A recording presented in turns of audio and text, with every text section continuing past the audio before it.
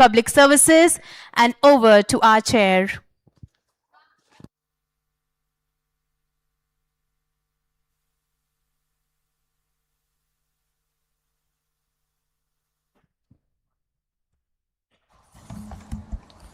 Thank you and good afternoon, everyone, especially those who have managed to join back so soon after the lunch session. And this is always a challenge to begin in such a short and thin audience, but we'll try to do our best. So, as you know, the topic of this, the theme of this session is Bridging Digital Divide, Voice First Solutions in Important Public Services. If you here recall, even the CM sir and so many other people just mentioned one key point, which is resonating with the theme of this session, that ultimately we have to reach to the people, we have to reach to the citizens. And while we build a lot of IT infrastructure, a lot of digital infrastructure, is it actually creating some access to the citizens? Are we able to reach the last mile persons? So this is what we are trying to show and present some solutions, going from the theory to the concepts to actual outputs which have been presented to the people and who are using these services. So you all have heard about the CP Grams. This is the public grievance portal of Government of India, and it has been active since 2007. People have been using it. More than several crores people have got their grievances resolved through this portal.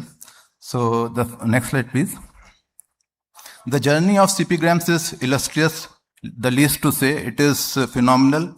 If you see, we started with a very small beginning when in the year 2007, nearly 15,000 grievances were received through electronic mode.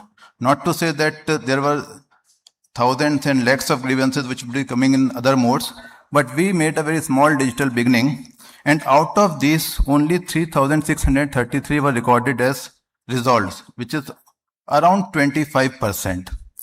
And the time which was taken at that point of time was 159 days, which is more than 6 months. And 617 GROs, or the grievance redressal officers, were there. I recall when I joined first in the service in the year 2000, I was first posted as a BDO, training BDO. We used to get a lot of grievance, a lot of communications, and I used to keep a set of Xerox with myself so that I can follow it up. And then after a month, I saw that I had a bulk of folder, and none of those grievances or those communications came back to me from the staff. So that was the time when we were literally sort of, people used to disappear, the grievance and the communications used to disappear. In a way, we were in a state of apathy. And over a time, even when I joined, we were very energetic, very determined.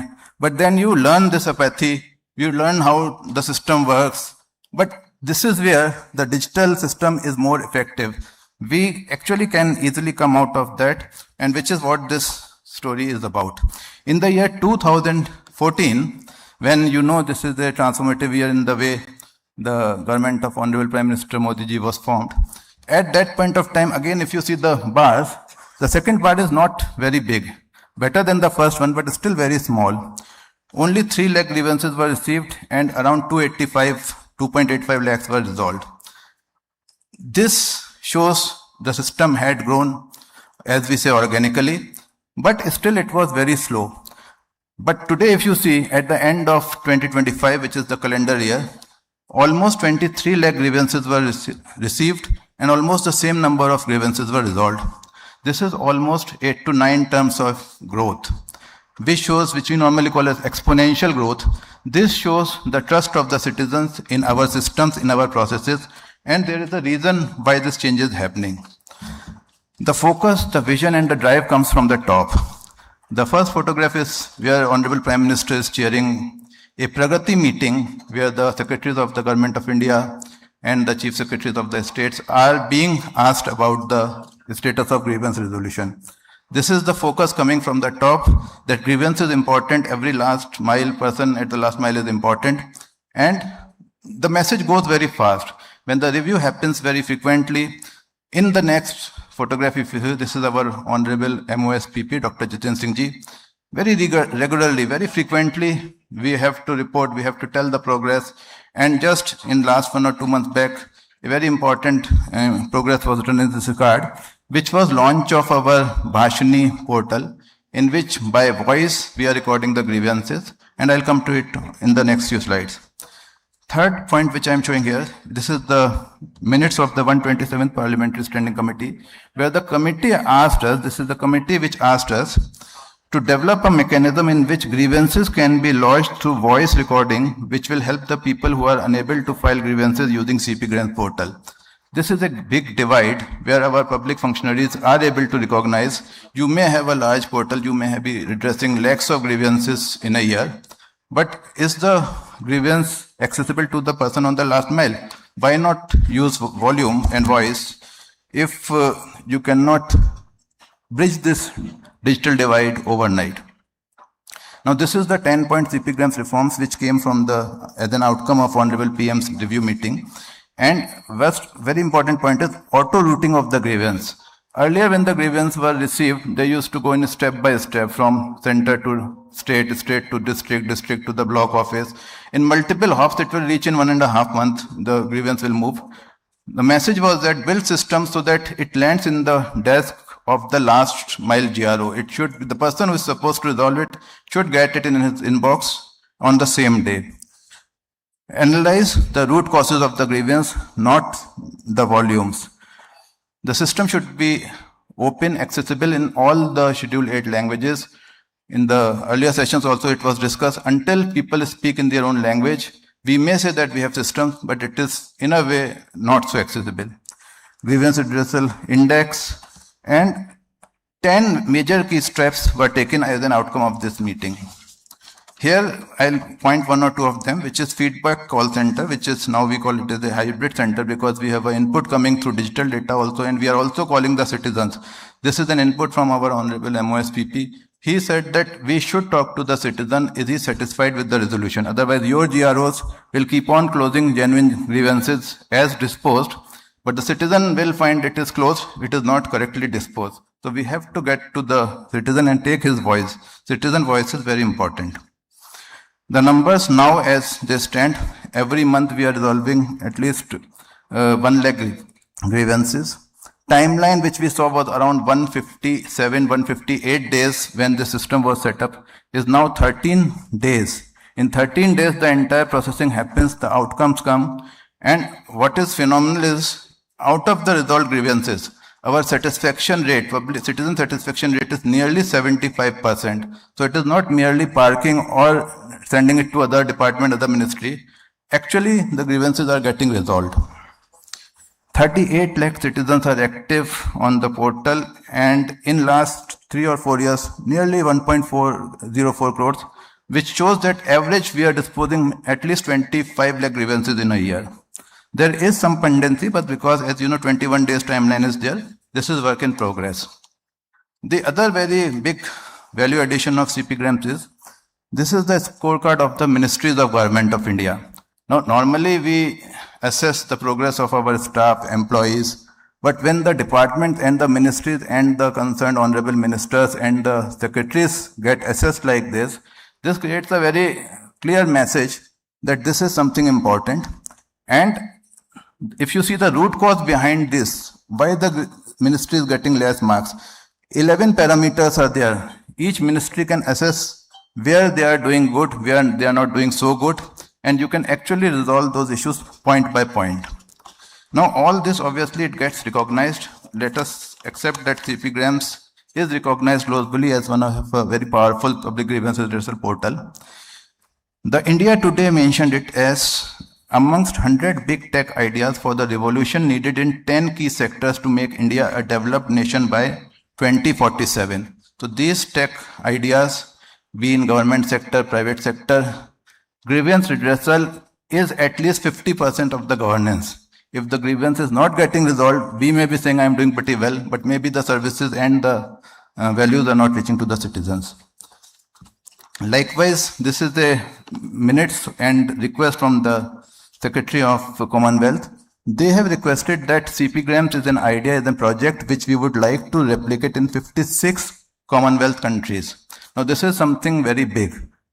We used to ask the West and the rest of the world that if we get some good ideas from them.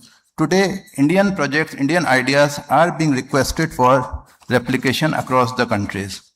So a lot of progresses, but still there are a few questions which I would raise in front of all of you. As I said that today almost 38.96 lakh citizens are enrolled on CP Grams. Very powerful portal, very effective, so many people are getting service. But our population is in excess of 140 crores. That means out of 1,000 citizens, only 3 are using CP Grams as of yet. 997 citizens are not using. Whether they are not interested to use or there are structural reasons why they are not able to use is something which we all should address. We say that we are increasing access through the CSCs, the Common Service Centers. Even if you don't know how to use the portal, you can lodge it through your CSCs. But in 1 year, around 1.5 lakhs grievances have been lodged through CSCs, which is peanuts, I would say, for a country of our size. If you are getting 5,000 grievances through CSCs across the country, where there would be 7 lakhs CSCs in all, that means that people have not used that channel so far very effectively. Now this is the digital divide I was referring to. These are the photographs from places where I have worked as civil servant. Darjeeling Tea Gardens, Murshidabad Bidi workers, Midnapur water scar areas, Kendupatta businesses there, Calcutta. All these people, all these citizens, I'm sure they have grievances, a lot of them. But are they able to access our CP Grams? Are they using our services? Is the key question mark. I have a few data which is presented in this slide. Out of almost 22.78 lakh grievances which were filed last year, 20.72 lakhs came in English language. 1.9 lakhs came in Hindi language. That comprises almost 99% of the grievances. Even Hindi is trying to come up. Sometimes like even fewer grievances were coming in Hindi. So is language a barrier? How many people are actually able to use a computer, type a grievance, open a portal, find out the grievance category, and that too in English language? Is there a structural barrier which is there? So this is what we all have to address and thinking of the voice first solutions. Now this is very interesting, as I said, that we are seeing very progressive reports, very good outcomes if we see the top of the iceberg. But if you see the bottom of the iceberg, there are issues which normally in government system we tend to ignore. It is not only about access. See, if a very good infrastructure is created, there is an attempt of some people to corner most of that resource. So there are 100 plus people who are lodging at least 100 grievances in a year. Now, if they are having all the grievances, if we spend all the time resolving grievances of a very few people, so maybe these are some sort of a middlemen who are capturing most of the resource. So this is where technology comes into picture. While in the previous generation reforms, we were building the applications, in the next generation reforms, especially when we talk of AI ML, we get very intelligent inputs. We get very useful insights. How to use them is up to us. There are people who file more than 200 grievances in a year. So this is something double-edged sword. If you create very good infrastructure, if it is not reaching to everyone, we are giving the monopoly to a few people. Now this is where our solution is about, voice first solutions. As you heard in one of the previous slides, the Parliamentary Standing Committee said that build a voice-based solution so that people can lodge their grievances by speaking it. Now this makes a lot of ease for the citizen. We are talking about ease of services to the citizen. They can actually speak their grievance. And if you see the language utilization graph, now this is not a barrier. You can speak in Tamil, you can speak in Telugu, you can speak in Malayalam, any language you want, you can reach out. How we have been seeing a very good example of how voice to text translation is happening. Since morning we have been seeing that, but that is a very small aspect of the AI usage. I would say it's the easiest part of it. If you see in our system, the problem is if someone even reaches CP Grams, he has to work through a maze of 23,000 grievances to identify his grievance. For how many citizens or even people in the government service is it so easy to identify his grievance from amongst 23,000 grievances? And there are more than 1 lakh grievance officers. If you multiply these figures, this is a huge matrix to identify right grievance reaching the right GRO, which is where actually technology can be useful to make these large numbers, large data look very simplistic.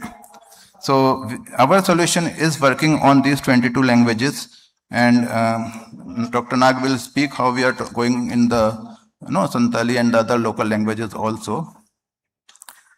We have so I'll just raise one more point. When we talk of AI, ML, we normally speak in a very simplistic term as if it is a panacea, it is going to solve all problems. If we deploy an AI model, Llama or something like that, LLM, it will give us a solution. Our experience says it is a very wrong understanding. It actually does not happen like this. The reason being, when we started working on this solution, after 4 or 5 or 6 months of training of the system, when we were probably thinking that we should deploy it, we invited all the ministry officials. You please file grievances which you get in CP-gram system from your side and see what are the outcomes. And we discovered that road-related issues from a panchayat area, the system was sending it to NHEI. When we rectified in the next grievance, the road necessarily does not mean NHEI. Next edition it sent to the state PWD. Okay, it has improved from national NHEI to state. So after multiple iterations, it was because voice to text is very easy.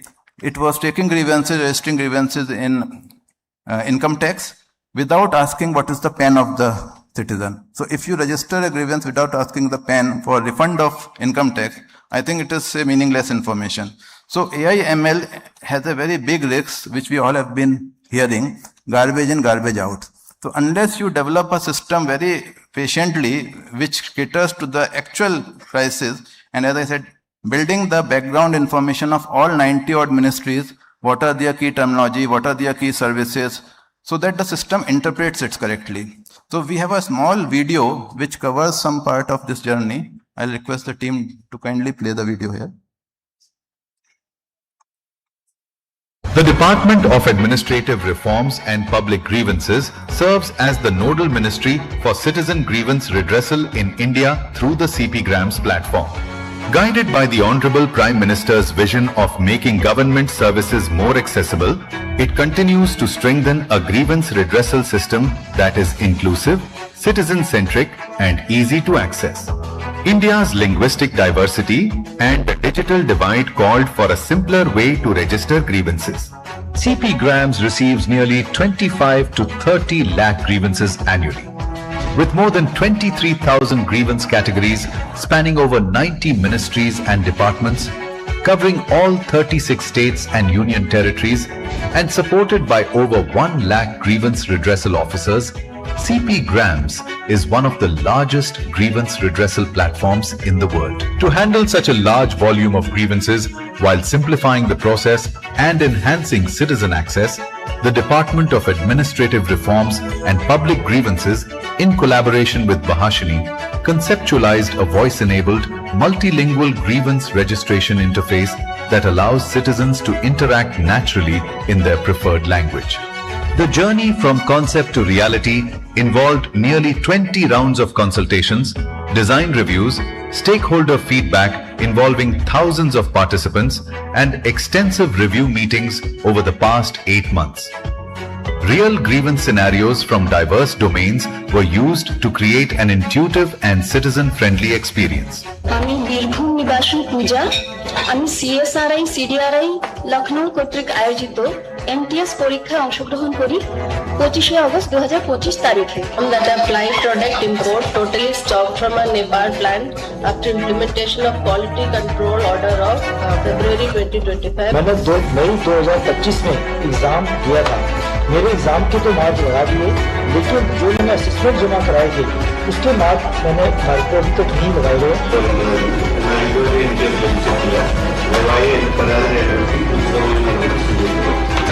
ज्यामध्ये home interest लोनचं जे आहे आणि tenure हे दोन्ही increase केलं गेलं, परंतु ह्यामध्ये त्यांनी मला पहिल्यांदा होम इंटरेस्ट जो होता तो वाढवला, त्याची माहिती मला दिली। इंट्रोड्यूसिंग समाधान दीदी। नमस्ते, मैं हूं समाधान दीदी, your voice based grievance registration and multilingual assistant. with AI-based categorization chatbot. Visit the CP Grams portal of the Department of Administrative Reforms and Public Grievances. New users can register with their details, while existing users can log in directly. After logging in, click on the Samadhan Didi chatbot avatar on the homepage. Users can speak or type their grievance naturally in their preferred Indian language. Powered by Bhashini, the chatbot supports interactions across 22 Indian languages using ALD technology, ASR, automatic speech recognition, TTS, NMT, neural machine translation, transliteration, and named entity recognition, NER. Simply explain your concern related to public services, civic issues, utilities, or government services. Samadhan Didi understands the grievance and maps it to the relevant ministry or department. The chatbot may ask a few questions to capture complete details before submission. Once submitted, a grievance registration number is generated for tracking updates. With Samadhan Didi, grievance registration becomes faster, simpler, and accessible anytime. Yeah, thank you. So basically, we saw a series of AI/ML content in this. Firstly, it detects the language. Secondly, it records the text. Thirdly, it summarizes this. So even if the grievance is running into several pages, we summarize this so that the GRO handles and gets to see the limited and the meaningful portion of this thing.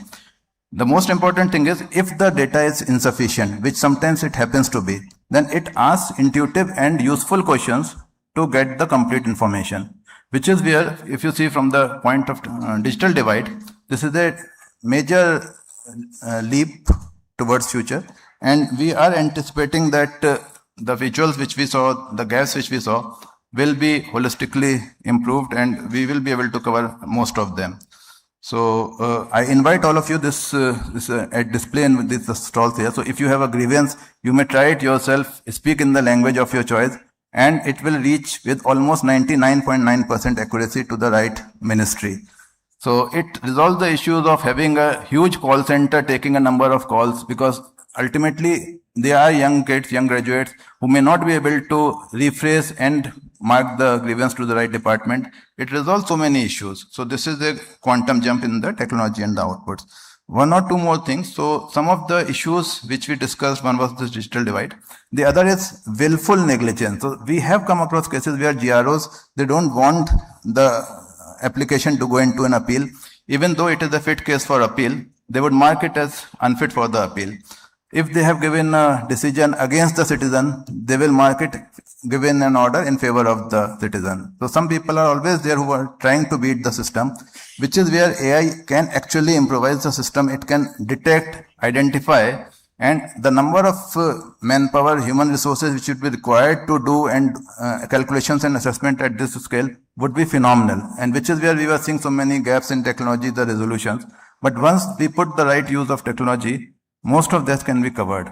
So our next project, which is basically I'm presenting some sort of a teaser here, is next gen CP Grams. In another 6 to 8 months, we are hoping that you will be seeing the next version of it. One major point which we all agree to is that in any of the systems to work, there is an issue of empathy, there is an issue of samvedna. And if that can also be added to it, I'm sure that this major aspect of public service delivery can be improved a lot. Thank you.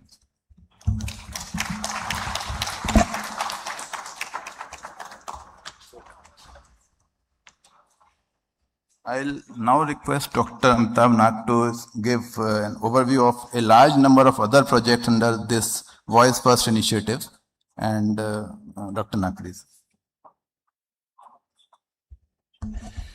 Thank you very much.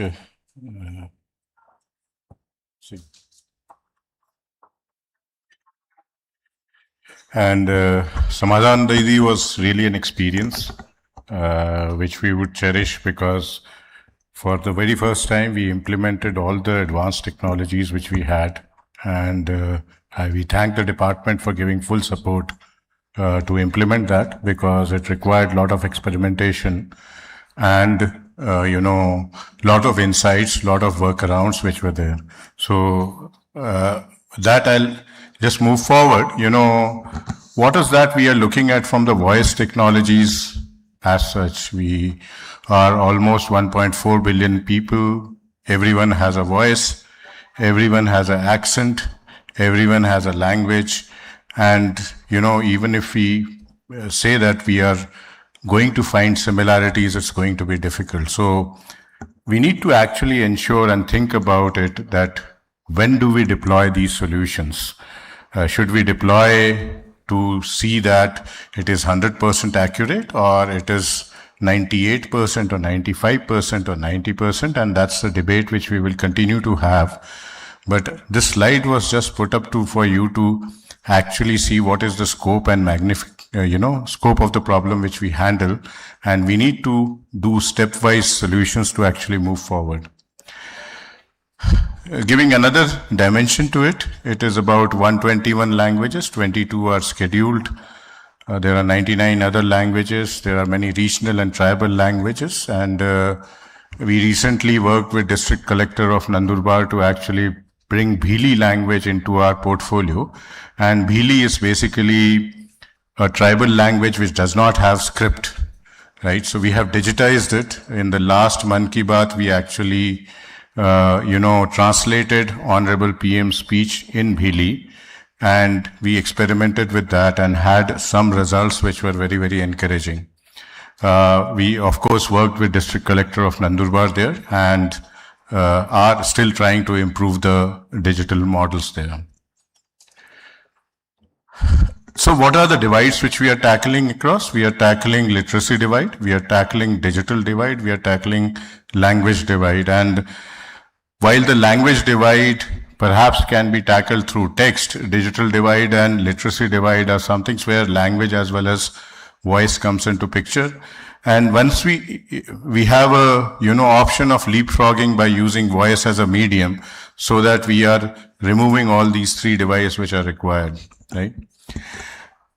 So what does it mean? And what does it mean for the domains? And if you look at the 9 boxes which are there, these are all on display on our stall, at Bhashini stall. And some of them we will talk about the video. One of the videos which is there on Gyan Bharatam, since JS Culture is there, I would perhaps try to skip that because that is his video. But on all of them, we have been working together. So what we are trying to say, we have interfaces on voice as touch phones. Touch phones are some things where you are actually having keys. You don't have a smartphone. You have to actually dial with the touch phone, and there would be somebody who can, work across. This is the older version of the phones which we have, which are still being used in the last mile in the villages. So that is one interface. The second interface is, which is the keypad phone, which is the last option which is given on the top side. Then you have smartphones. That is the second interface on voice you have. What is the third interface? Third interface is the like I am speaking to you. That is the third interface of voice which we have. And in each one of them, you have a solution today. We have a touch phone interface, which actually can dial and have an AI conversation. We have a smartphone interface, which is also Samadhan Didi. There again, you have a way to talk about it.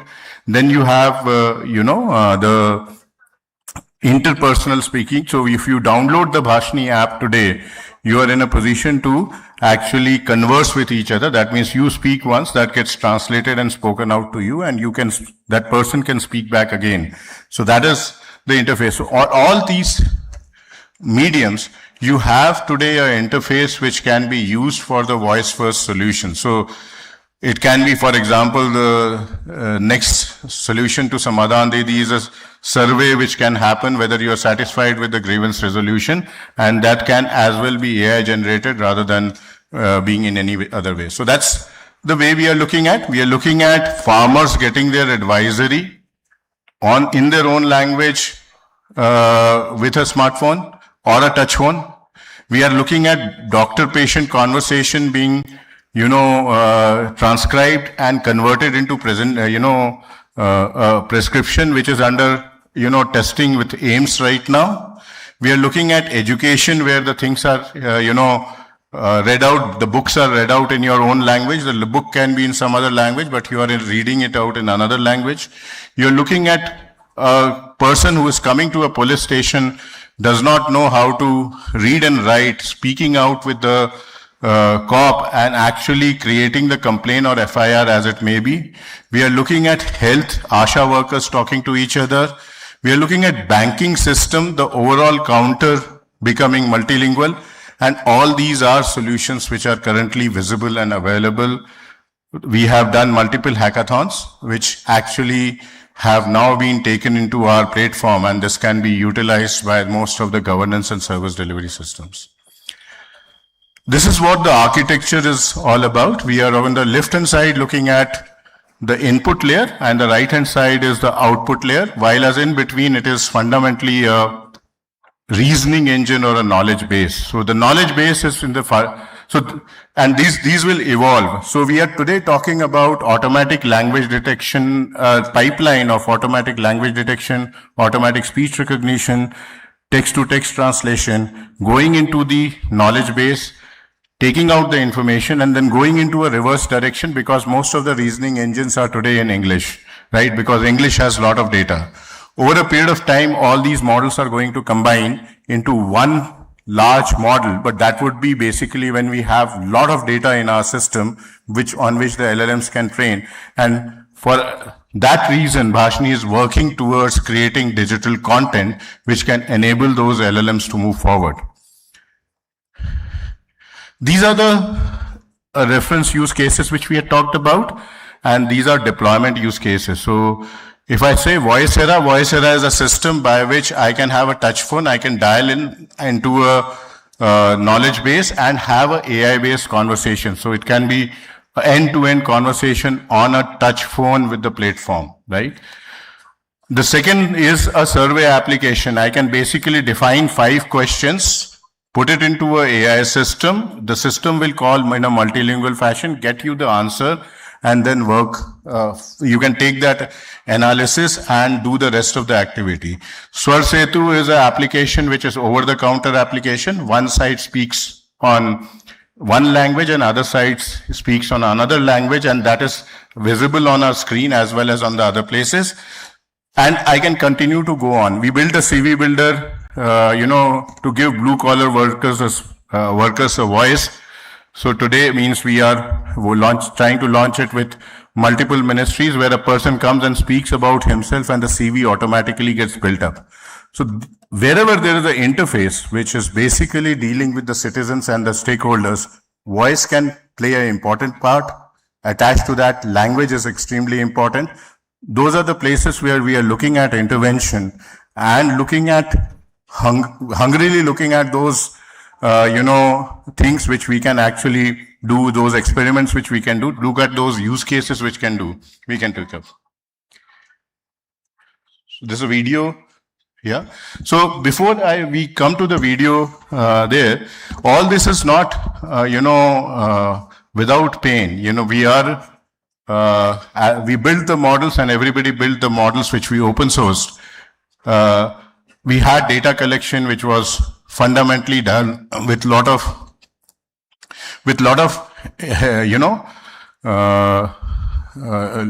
pains, and those data collection was basically limited to the environment which we had. The idea which was there was that we should actually collect more data, and those data collections are required. Now this is a device which is a compact device. It works offline, and people who are working on the rural development area should have this idea that this is an offline device which can see and speak to you. This is what was demonstrated to Honorable CM when we visited our stall, and most of us saw it here. So he is able to actually look at it and say that this is what is coming through. We can move.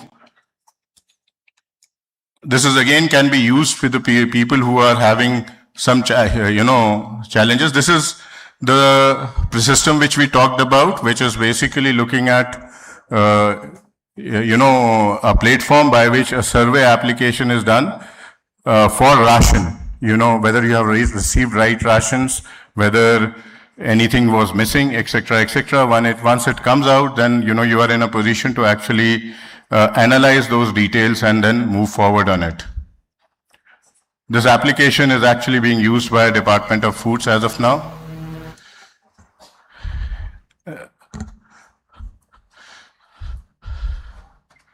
Then we obviously are using these applications which you are seeing now to communicate it across at various, events where, people are coming from different backgrounds and different languages, and we are able to see and talk what they are speaking.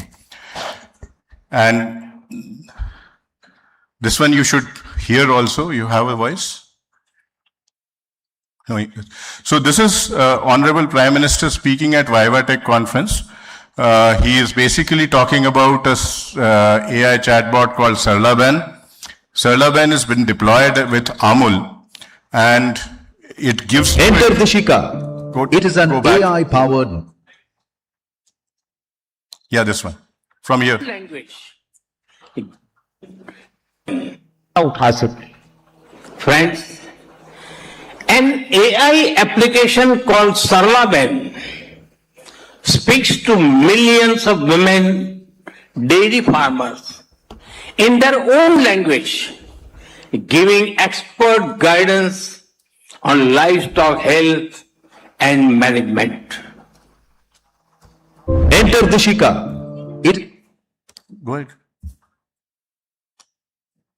AI-powered multilingual legal access chatbot designed to help citizens understand legal information through voice or text. मेरी पड़ोसी ने मेरे जमीन पर कब्जा कर लिया है और वो कह रहा है ये जमीन उसकी है, इसके लिए मुझे लीगल सहायता की जरूरत है। धन्यवाद। भूमि पर अधिकार क्षेत्र वाले न्यायालय में अचल संपत्ति और कब्जे की वसूली के लिए एक दीवानी मुकदमा दायर करे। Dishika exists within Nyay Setu, a multilingual legal assistance platform developed by Bhashini in collaboration with the Department of Justice. If it is, we will take it to Bhashini police station and we will do the meeting. Итак, мы помогаем вам с помощью этого. Мы позвоним владельцу этого, и мы также пойдем и проверим, в чем именно проблема. Потому что мы выслушали одну сторону, мы также проверим ее и предпримем необходимые действия. Если это так, мы отвезем вас в соответствующий полицейский участок и сделаем все необходимое. This is Goa police using it for communication. कहाँ गया हरी काका?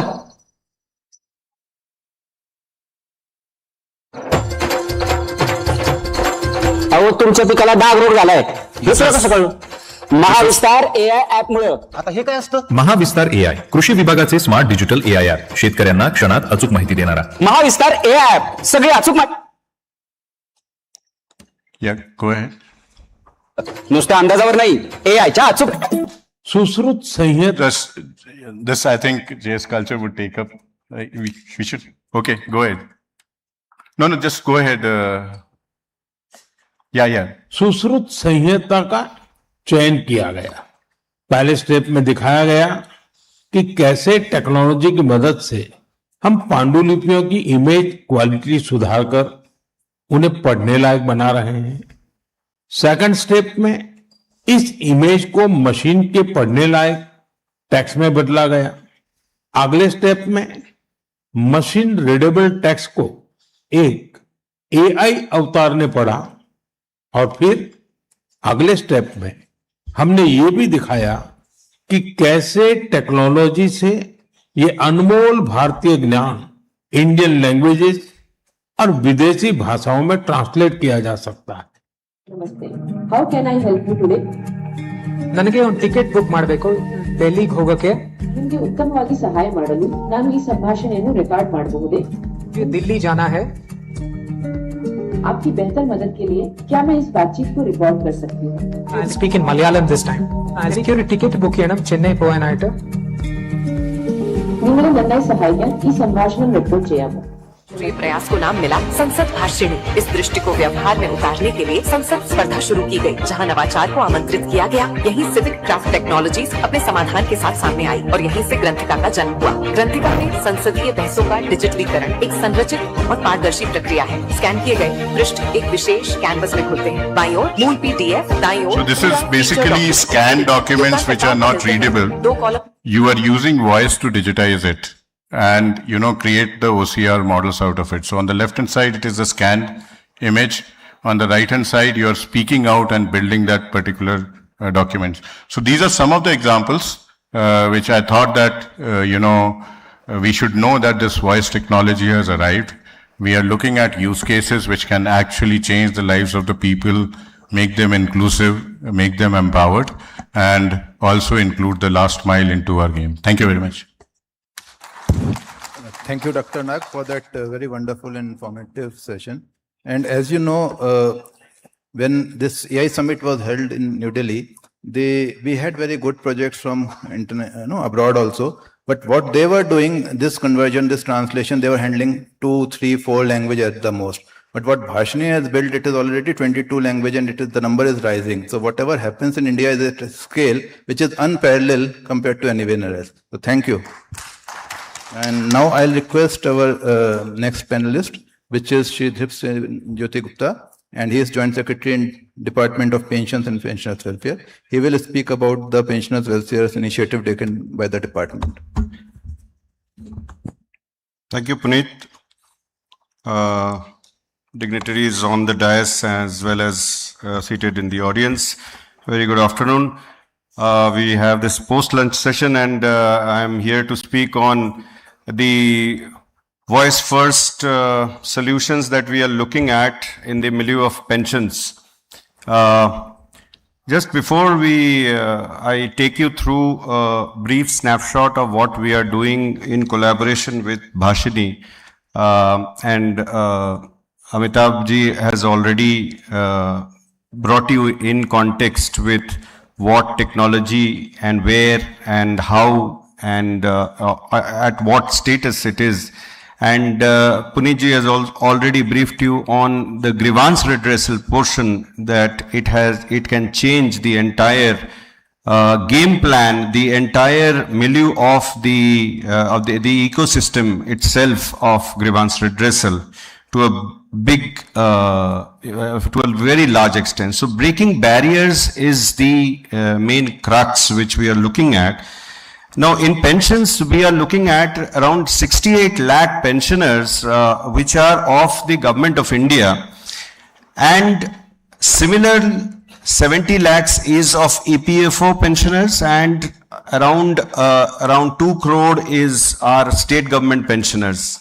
So in totality, we are trying to look at a barrier which is right now facing around 6 crore citizens of this country.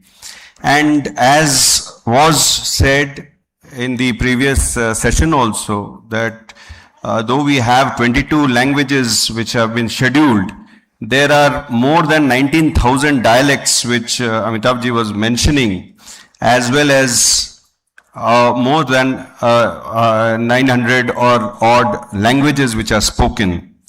So in pension, you can appreciate that we are not looking only at the pensioner per se, we are also looking at families of those pensioners, which can be constituted by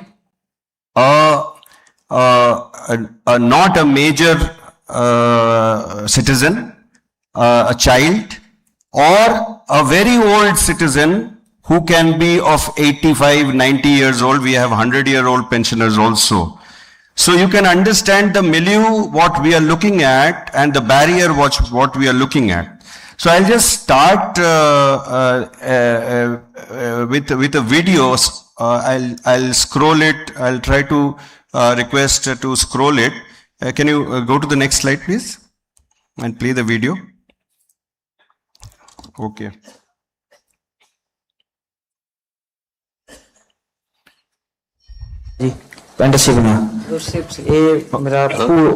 Okay, so what is happening is that this is the pension adalat, and this gentleman who is speaking, he doesn't know Hindi or English, so he is speaking in Punjabi.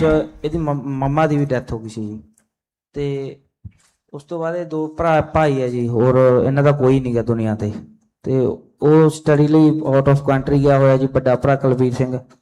ਤੇ 2021 ਤੋਂ ਇਹਨਾਂ ਦੇ daddy ਦੀ sir SSP 2021 ਤੋਂ ਜੀ 7ਵੇਂ ਮਹੀਨੇ ਤੋਂ ਜੀ ਇਹਨਾਂ ਦੀ ਪੈਨਸ਼ਨ ਬੰਦ ਹੋ ਚੁੱਕੀ ਹੈ ਜੀ, ਜੋ ਪੈਨਸ਼ਨ ਆਉਂਦੀ ਸੀ। ਉਸ ਤੋਂ ਬਾਅਦ ਕੋਈ ਇਹਨਾਂ ਨੂੰ ਤੁਸੀਂ ਪਤਾ ਕੀਤਾ ਕਿਉਂ ਬੰਦ ਹੋਈ ਹੈ? ਹਾਂਜੀ ਸਰ, ਪਤਾ ਕਰਿਆ ਸੀ ਜੀ ਬੈਂਕ ਵਾਲਾ। No, this is This is the minister who is speaking to him in Punjabi. And if we go forward with the video, what will happen is that the answer to it was being done. Can I scroll it further from here? Sir, मैं SSB से हूँ sir. Or you can do it from that side. He crossed the age of 25, sir. So now, abhi sir, recently. A very peculiar situation. So what do we do? Do we reform this? Because if the caretaker dies, yes, and two children are not attained the age, they are still minors, then can we leave them to starve by depriving family pension? That's a very contradictory. Yes, sir. I mean, through. Okay, so I'll stop at this. What happened was that the pensioner complained of stoppage of pension of two minors in Punjabi. Since minister was knowing Punjabi, he could play this voice assistant role between the department who was speaking in Hindi and English, which the pensioner would not understand. And in the end, what happened was, not only the pension problem was solved, but also the policy decision, the need for a policy decision was also triggered. So, if Bhashini and pension, it collaborates to this impact, you can understand that we are looking towards a situation where it is a win-win not only for the pensioner, the citizen, but also for the government. So I'm not hovering on this. This CEO Bhashini has already told you. So we are looking why voice first. It is a large senior citizen, paraphernalia that we are looking at. The rule, the law is very text heavy. So it's very difficult to understand pension rules, pension laws, because it is of legal language. The voice reduces obviously the dependency on intermediaries. Citizens can use familiar languages. Of course, the dialect of each language is being worked upon. It is slowly emerging. And it is a natural conversation that we are looking at when we are looking towards this voice first. Now, this multilingual imperative is because of this massive fallback upon two major languages, that is English and Hindi. And in the morning session, you would remember Secretary Mighty mentioning that instead of the Raj Bhasha, we should have and move towards Lok Bhasha, and that's where the imperative is driving at. So I'll quickly go to the basic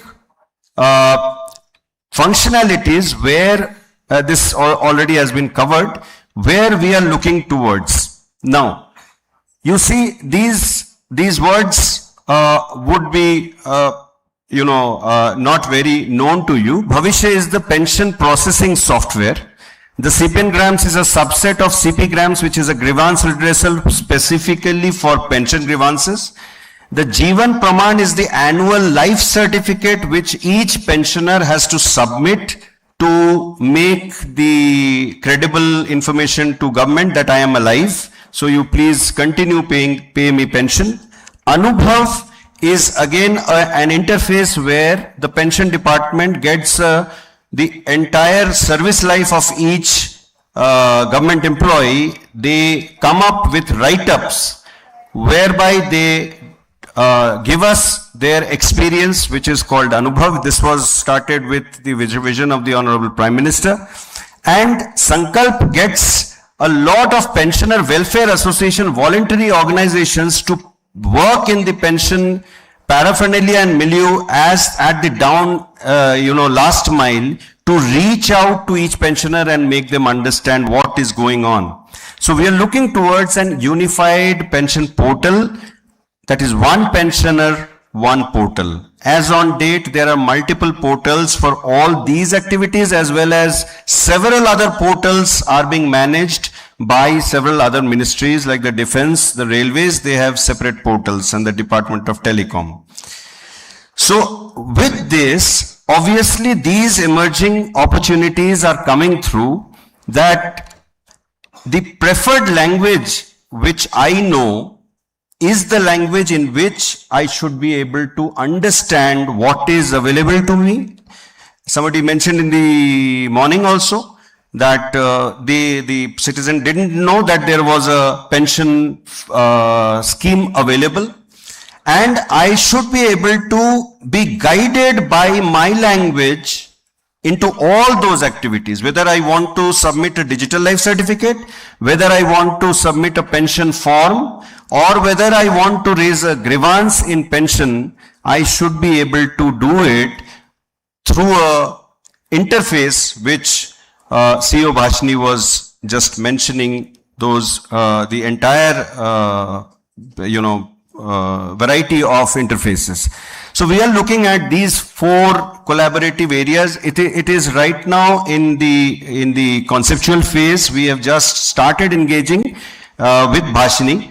So the first one is a collaboration area which the AI challenge and hackathon mode. The second one is the joint proof of concept. The third one is customizing whatever Bhashini already has, and the fourth one is a API-led, collaborative interface where the citizen, the pensioner, if he is asking a question on income tax on pension, he should be able to be answered. Or if he is trying to understand whether my pension is correctly computed, he should be able to understand it. I'll just take 2 more minutes. It is data driven. I had asked this question in the morning that integrating a large amount of database has both the problems. One is the security aspect of it to the outside world, and the other one is the purity aspect of those databases on which the AI engine or Bhashini will be working on. So if my computation is not correct, the AI machine cannot tell me the correct computation. So that's where we have those perils and the pitfalls which we are looking at. This has already been covered. Scaling up of voice services, it is a known thing now, so I'm not covering that. So this is what we are looking at, the digital transformation in the pension governance of this India in the recent future towards Viksit Bharat. So whether the entire barrier-free service of the entire pension paraphernalia should be able to reach to the ultimate last mile, whether it is the family pension, that is an unmarried daughter who is a minor of a low-rung employee in government based out in some village in the far region of the country, or whether it is income tax paraphernalia of a pensioner who has retired from the top echelon of the government and resides in an urban background. This is what happens. ਪਿੰਡ ਸਿਵੀਆਂ ਬਠਿੰਡਾ ਤੋਂ ਰਹਿਣ ਵਾਲੇ ਆ। ਇਹ ਮੇਰਾ brother ਛੋਟਾ ਕਰਨਵੀਰ ਸਿੰਘ, ਇਹਦੇ father ਸਾਹਿਬ SSB ਦੇ ਵਿੱਚ ਨੌਕਰੀ ਕਰਦੇ ਸੀ, ਜਿਨ੍ਹਾਂ ਦੀ 2011 ਦੇ ਵਿੱਚ ਮੌਤ ਹੋ ਚੁੱਕੀ ਸੀ। 2021 ਦੇ ਵਿੱਚ ਉਹਨਾਂ ਦੀ ਪੈਨਸ਼ਨ ਬੰਦ ਹੋ ਚੁੱਕੀ। In the paucity of time, I'll just skip this. He basically says in the ultimate that I thank the government that such a system is there, and I thank that there was somebody who understands my language and got me through. So that's what it would do. We are looking towards ease of life of pensioners and with dignity.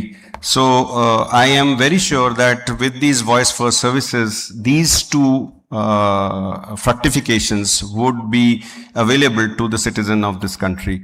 Thank you very much. Thank you, Dhruv, for that wonderful presentation and the key insights about the pensioners' welfare. Now, I'll invite Shri Ajoy Sharma, Additional Secretary, Department of Labour and Employment, to speak about the eShram initiative, which again touches a large number of citizens. A very good afternoon. The theme for this presentation is Viksit Bharat 2014-7, the voice of inclusion. So the main idea is very simple. जो हमने digital platforms बनाए हुए होते हैं, चाहे हमने ई-श्रम और NCS की बात करेंगे, और आज यहाँ सभी लोग जहां बैठे हुए हैं किसी न किसी प्लेटफॉर्म से संबंध पक्के होंगे. सारे हमारे जो प्लेटफॉर्म्स हैं बहुत पावरफुल हैं, पर हमारा उद्देश्य क्या है? प्लेटफॉर्म को पावरफुल बनाना या पंक्ति में जो अंतिम व्यक्ति है उसको एम्पावर करना? So at the end of the day we need to see that our platforms themselves are not stand-alone powerful stuffs. However, they also empower everybody equally. जैसे पुनीत जी ने अपने अभिभाषण में कहा और अपनी प्रेजेंटेशन में बोला कि प्लेटफॉर्म्स हमने बना देते हैं, पर जब उसको एनालाइज करते हैं तो देखा जाता है कि उसको जो इस्तेमाल करने वाले हैं, तो एक ही बंदे ने 200-500 कंप्लेंट की हुई होती है और काफी लोगों ने उस पर कंप्लेंट्स भी दायर नहीं की होती. So it is very important that our platforms should be inclusive, and उसी में voice first plays a very important role. So I will next. So in my presentation, it is in 3 parts. I will talk about the NCS platform, which supports the employment services. Second is e-Shram, which is an identity backbone for unorganized workers. And then I will speak about couple of use cases, voice first use cases of these platforms, which have made these platforms inclusive, or in the coming days will make it more inclusive. So first I will talk about NCS, National Career Service Platform, which is a one-stop solution for all career-related services. Job seekers, employers, counselors. And if you look at the slide, this NCS ecosystem doesn't consist of single NCS powerful platform, but it is connected with a very large ecosystem. एक जो बंदा यहाँ register हो रहा है वो यहाँ पे जॉब मैचिंग सर्विसेज तो ले ही सकता है, बट साथ के साथ ये प्लेटफॉर्म सिद्ध से जुड़ा हुआ है जो स्किलिंग की बात करता है. यदि इंटरनेशनल वैकेंसीज पे किसी ने अप्लाई करना है तो जो MEA का ई-माइग्रेट प्लेटफॉर्म जिसपे कि रजिस्टर्ड एजेंट्स अपनी वैकेंसी डालते हैं वो भी इस पे है.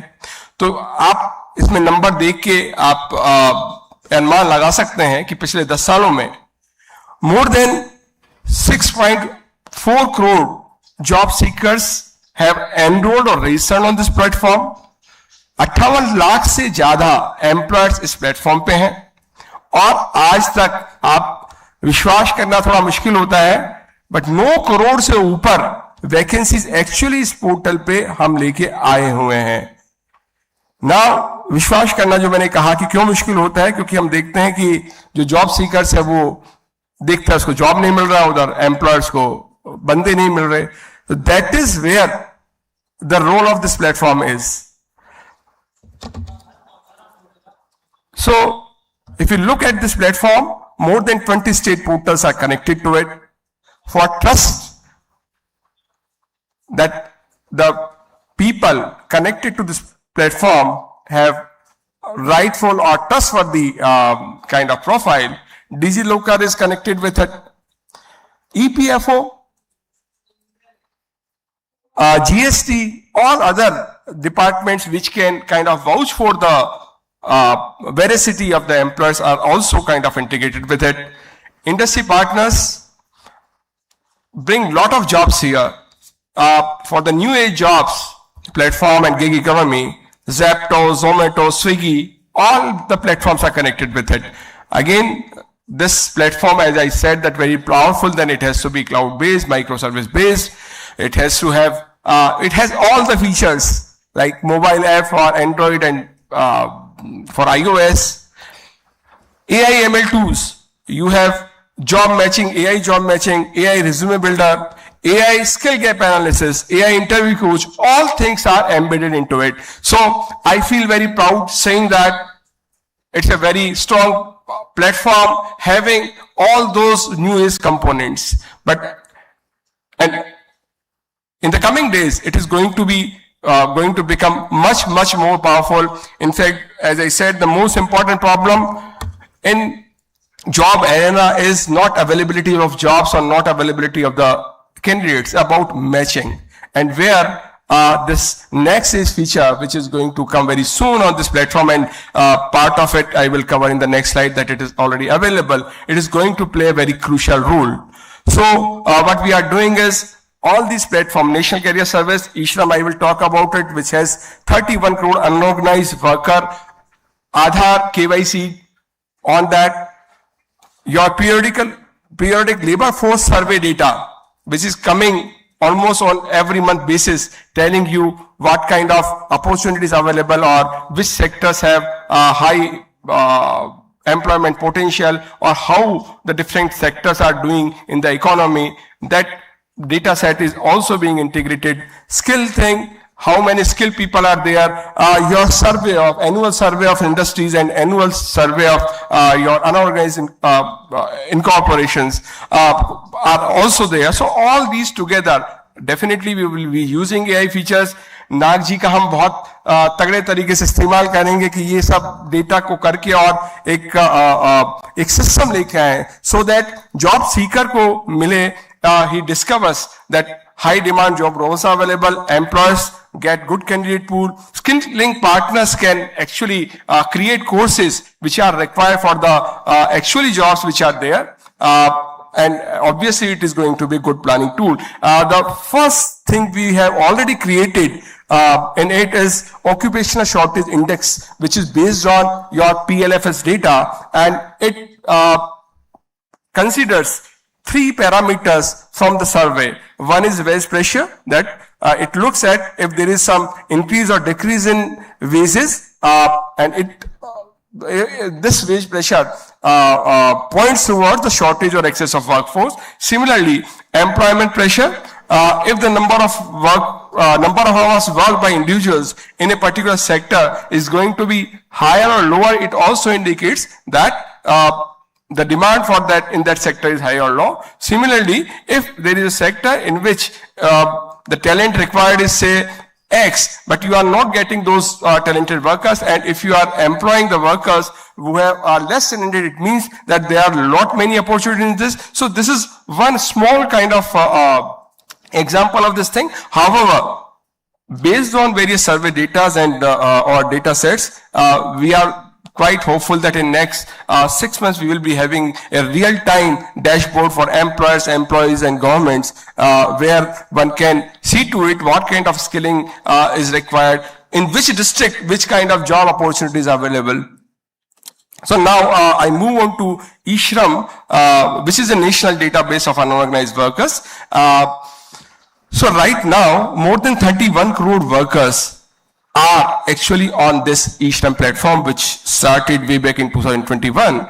And this every unorganized worker who is registered on this platform is eKYC'd, and he is issued a 12-digit universal account number, which is going to be kind of unique throughout his life. We have all these 31 crore people spread across 400 different occupations. We have integrated this with Bhashini. More than 14 different welfare schemes are connected. So the ISHRAM is an ecosystem where definitely it is an identity backbone for the unorganized worker, but it also lets them access different welfare schemes and other services. For example, it is connected with NCeG. Anybody being here on this platform can also see different opportunities, employment opportunities or skilling opportunities available to them. So now, I said that we have very strong platform, but let's see a use case, simple use case. Let's see, a person named Ramesh, he is unorganized daily worker. So Puneet is requesting me, Puneet, 2-3 minutes, and I will be done. But here comes the role of your voice first. So the Ramesh wants to change his profile or his occupation or address. So I would say that yes, we have a very beautiful platform. We have mobile app. He can go and with OTP verification, simple OTP verification, he can update his profile. And we also have more than 7 lakh CSC centers. He can always go there and update there and update his profile there. And we are actually very powerful, having so many avenues available to him. But do we really think that it is accessible to all? I think there is an issue. Now, these workers, 31 crore workers who are in e-Shram, they are all blue-collar workers with not very high educational background. Their digital literacy, unavailability of smartphone creates a problem of digital divide. Apart from that, if he has to go to CSC, then he has to actually it will require 1 or 2 hours of his day, and he will lose his daily wages for those hours. Again, travel time and cost is involved. So somehow it is kind of creating a digital divide. And if looking at those figures, and when we analyze that who is what kind of persons are changing their profiles or accessing or logging in our portals, we saw that people with lesser education and specific sectors are not able to come or log in onto the profile on this platform. We extended our telephony system to these workers, where simply by calling from his registered mobile number, he simply has to say, मेरा पेशा बढ़ई कर दो, या मेरा पेशा तरखान कर दो, या मेरा पता बदलना है. With simple one OTP, he is able to do it in 2 to 3 minutes. Now, what we are doing is, again, we are using, or we have developed AI agentic system where in n number of languages, 22 languages, one can converse and get it done very quickly. So I would just skip this slide, stress this. So again, there were some voice notes, but I think I will skip that. There were few actual conversation between the AI agent and the person, where within 2 minutes, not only he was able to change his address and profile, but also this AI system or this voice first system suggested him the vacancies or jobs available for him in the city which he preferred. So this slide deck will be available with you all. You can always hear this voice. But at the same time, with this system, now a person can kind of not only change his profile, but at the same time he can get to know about his welfare schemes, his skilling, he can be told about his skilling needs and the jobs availability. Again, there is one example of NCS system, but again, I would say here, Puneet, just 1 more minute. I am feeling pressure. So in National Career Service, so I am giving this example like obviously the services are available for employees or employers. So I am taking a use case where employer posts a job. Now, there are 2 things happen. One, when he posts the job on the site, then the worker who is there or who logs in can have a look at the job and they can kind of apply for the job. And then employer can shortlist it. However, we have seen that in many of the cases, rather than the job seeker applying for the job, it is the employer looking at different biodatas. He identifies candidates. However, in the beginning, we are not able to provide him all the details like phone number, email, and name, but we give him other basic details, and then we send the communication to those candidates, which the employer finds that they may be potential candidate for his job. However, here problem is that when we send it through SMS or email, most of the times they do not respond, as you know that in e-Shram, because e-Shram and NCeG is connected, more than 90% of the workers in unorganized sectors are not very well educated. They do not respond to it. So that was the bottleneck. And that's why what I say is matching becomes at times difficult. So what we have done is, in this case, use this voice first system, where once this employer finds some candidates, the or voice system or AI system calls him, only when the worker confirms his interest to the AI agent, only then those biodatas are shortlisted and sent to the employer. So it improves the efficiency like anything. And this is a very good, I would say, use case for AI voice first. So I will skip rest of the slides. Thank you so much for this opportunity. So thank you, Ajoy, for that very excellent example of democratization of AI and IT services. If blue-collared workers are able to use these services, then really we have made a major leapfrog jump towards better IT services. So now I'll invite Shri Samananda ji, who is Joint Secretary in Ministry of Culture, and he'll be speaking about Mission Gyan Bharatam, which is a very useful and very important project of Government of India. Thank you, sir. सबको नमस्कार। आज का ये जो session है, in fact आप लोगों ने एक एआई का यूज का हर पहलू देखा है, but this is a completely new domain of culture where AI has actually helped us in not only designing but also to predict like how we are going to have this. Can you please come to the first slide? Yeah. This is the Gyan Bharatam is, I should explain first because ये नया project है. Last year in the budget, an announcement was made that 1 crore manuscripts, that those are the Pandulipis, will be digitized and a national digital repository will be created.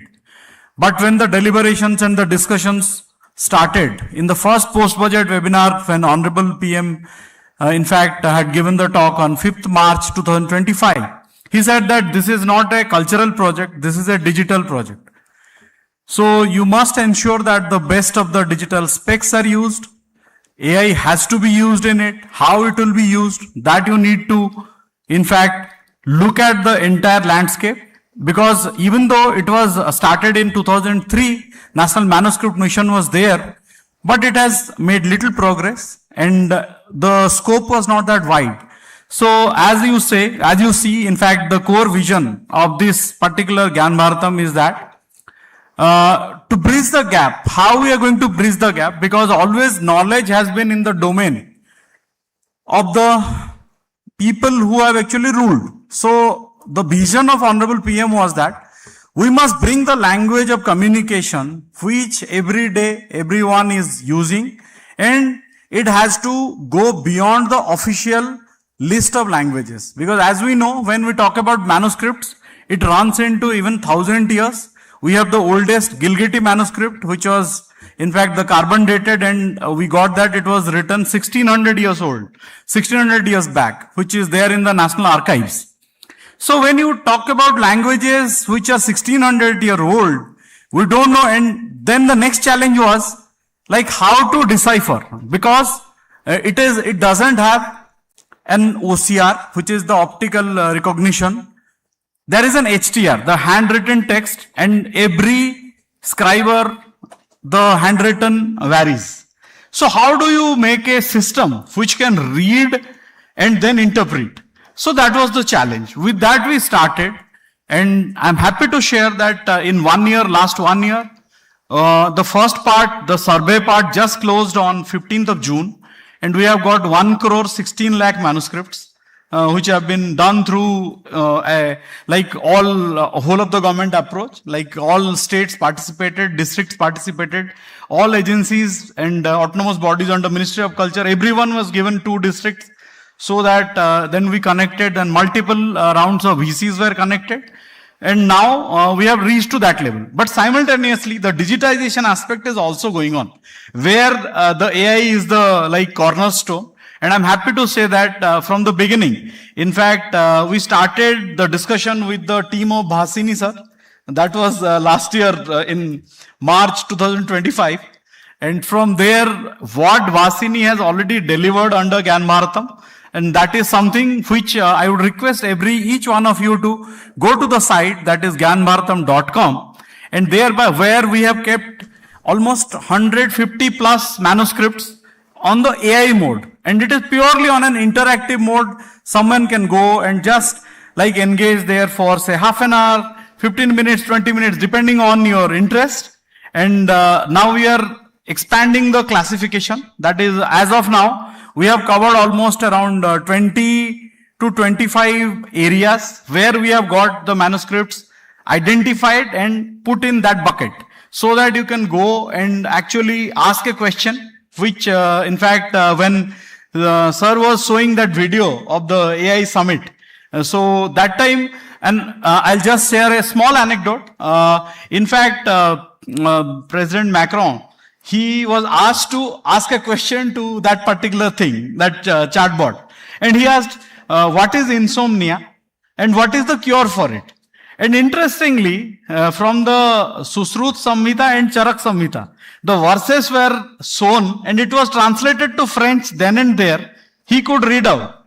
So he announced that we are going to have an MOU with the National Library of France, which we are going to sign very shortly. So the whole idea is that knowledge is in the domain of, it is not kept under any individual's say prerogative. So the democratization of knowledge, that is the key aspect of Gyan Bharatam, which we have been doing. And these are some of the, in fact, most of the things have been already talked about since morning, like how AI has been used and how AI has helped us in actually deciphering multiple things. So these are some of the areas where specifically we are working. And this is something which you will be able to just relate, because Pandulipi is something, a manuscript you must have seen in your house, in your village, in your temple, in a mutt, wherever. Like for the new generation, it's a completely new thing. So with the engagement of the AI, so we are trying to bring the new generation so that they'll be able to relate. And the ramifications are huge, because once these folios are actually translated and the summary is made and then it is again vetted by an expert, so then it opens the window for research. In fact, recently we had a presentation before the parliamentary committee just last week. So there they were amazed to see, like, it was translating real time on all 22 languages. Someone want to see it in Tamil, it can give you the verse in Sanskrit, then in Tamil with the voiceover. So with because of paucity of time, I am not able to play anything, sir, here. I'll just show the glimpse. So that everyone goes with the memory that there is something called Gyan Bharatam, which Government of India is actually looking very closely and taking it forward. And we are working tirelessly on this. And we have got sufficient and enough and like adequate support from MIT, sir. We have got the GPUs also. We have already placed them. There are 6, in fact, agencies which are working. These are all startups. We had the hackathon last year, when Honorable PM, in fact, made the announcement of the awards in September 12th in Vigyan Bhavan. So all of the agencies, sir, this is the video you have just seen when sir was making the presentation. We have already, like, I had already got the links, but because of paucity of time, as I just want to show this slide, it calls civilizational intelligence with artificial intelligence. So this is something, it's not only catchy, it's actually, it peels off something which we only think that artificial intelligence can do mundane things. It can help us, but it actually is unraveling the knowledge base which we have got. These are some of the agencies which are working with now us. And they are working on multiple dimensions, and continuously they are coming up with new innovations. Like this, I would just refer that they have got almost 95% recognition accuracy of the Grantham script. They have been given the Grantha script to work on. So once they are actually doing the machine learning, and now they are saying that we'll be ready in a month, so that all Grantha scripts can be actually put under that and will take the results out, then it would be weighted by the experts. This is again all on HTR, because as I said, handwritten text recognition, that is the challenge for us. And nowhere in the world they have done this kind of transformation what India is currently doing, because we have already touched upon all the landscape of the world, starting from the Vatican to the Oxford and to the like SOAS and also the France National Library. And this is the Unilipi OCR. This has gone 91 to 94% accuracy. And these are all test cases. We have got the data and we have got it vetted also. So this is also the project which, and everywhere the baseline was that we must come up with a system which has to be at least 90% accuracy to start with. Because even a wrong word can interpret completely, it will take you to a completely different dimension when you are interpreting a shloka or you are interpreting something which is of heritage value. And this is the GPU, these are the GPUs which have been actually, now people are working on it. And I just wanted to see you like how it is working on the speech, the development, then production of inference services, even the Ucharindika, that is basically AI-based speech recognition. So all these domains we are constantly working with, and hopefully, sir, we'll come out with something. So you give us an opportunity in the future also to present like where we had moved starting with this. Thank you so much. Samarji, you have 2 more minutes. If you want to show demonstrate some video and something, it will be. Sir, if you can just play the gyanbharatam.com, sir. Yes. That already there is a link in the that slide. If you can just play it, that itself captured everything. Because we should not miss anything important and relevant just for the paucity of time.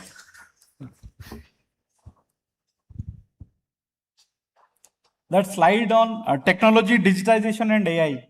There are 2 links shared there. I think they have closed the PPT. In any case, we should thank you and the department for the Ministry of Culture for this initiative in preserving our heritage and bringing it to the masses, because we would all love to know about this, but we never had access. Absolutely. So this is where this democratization of knowledge, heritage is so important for all of us.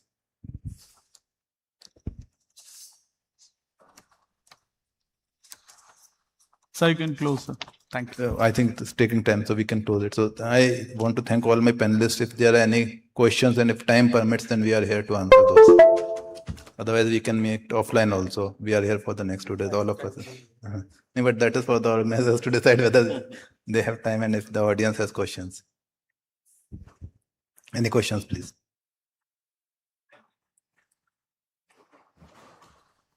So in the interest of time, we would request the attendees to take the questions maybe one-on-one with the officials. Thank you so much to our experts for sharing their insights with us on this topic. I would like to request Shri Yogendra Kumar Jain, Technical Director, DoIT&C, to kindly join us on stage to present mementos as a token of our gratitude and appreciation for the time of our experts. Shri Yogendra ji.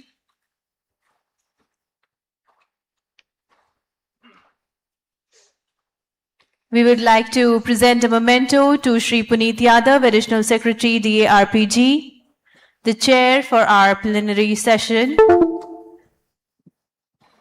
Kindly show your appreciation, audience, for all the insights that we got to learn from each of the experts.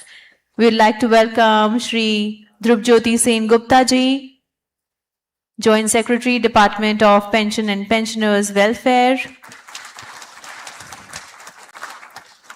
Shri Ajoy Sharma, Additional Secretary, Department of Labor and Employment.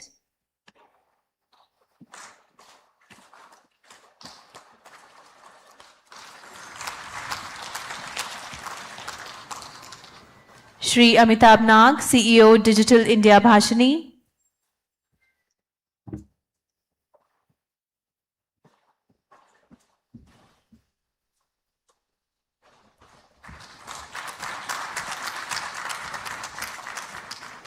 Shri Samar Nanda, Joint Secretary, Ministry of Culture.